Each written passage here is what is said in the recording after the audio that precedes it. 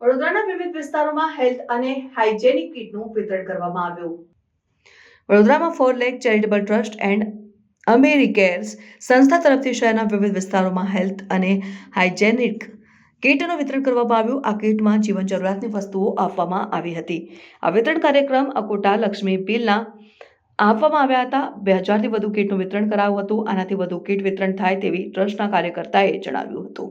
વધુમાં કાર્યકર્તાએ જણાવ્યું હતું કે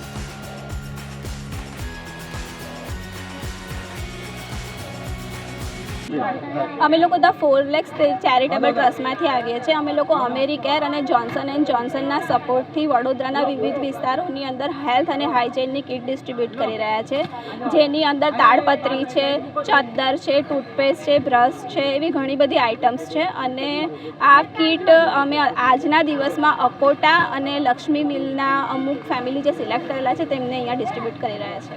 કેટલી ગણતરીમાં અત્યાર સુધી અમે 3000 જેવી કીટ ડિસ્ટ્રીબ્યુટ કરી ચૂક્યા છે અને અમારો ટાર્ગેટ ટોટલ 5000 ફેમિલી સુધી પહોંચવાનો છે. શું નામ? ખ્યાતિ પંચાલ.